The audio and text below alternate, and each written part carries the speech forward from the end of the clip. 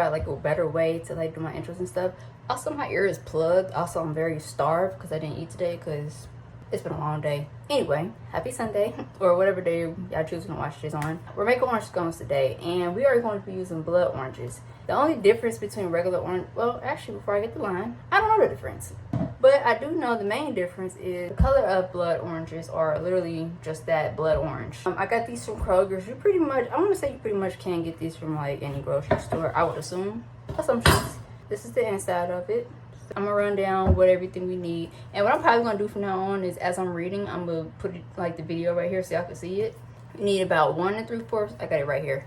I got about 1 3/4 cups of all-purpose flour, about 1 4 cups ish of sugar, 1 tablespoon, no, I'm sorry, 1 teaspoon of baking powder. You don't want to use too much. A pinch of salt, 4 tablespoons of butter, which would be right here.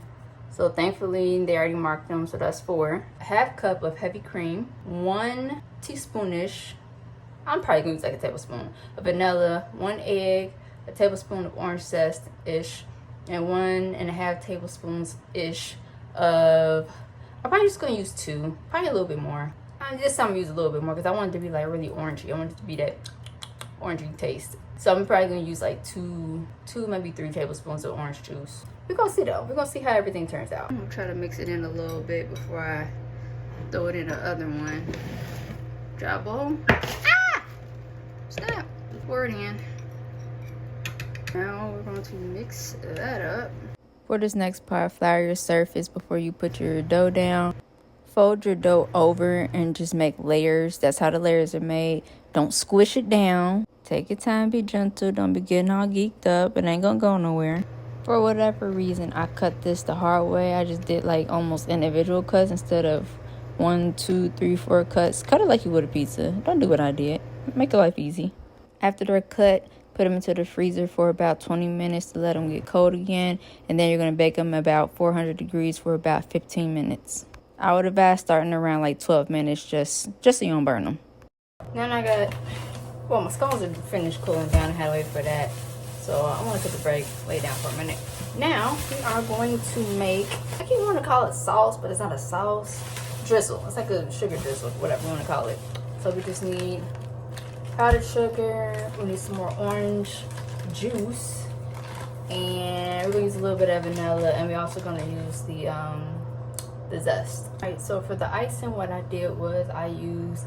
It actually came out to like maybe about half a cup, and I probably used about maybe 5 tablespoons of the juice, give or take.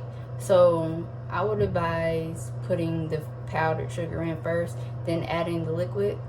That way you don't use too much, but also you don't want it to be too thin, because what I ran into was it was all kind of running out on some of them, and then when I redid it and I made it a little bit thicker, it kind of stayed on top. It just depends on your preference. So if you're ever wondering like what's the texture supposed to be, it's supposed to be kind of like a biscuit, as you can tell.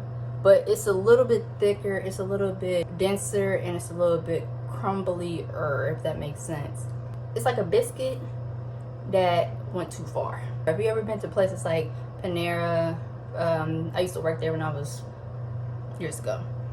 And they had scones. That was when I was first introduced to scones. If you're unsure about how you're gonna feel about it, go there, try a scone. The orange scones, that had me in a Melvin chokehold. It's pretty good, but not too sugary. All right, that's it. That's it.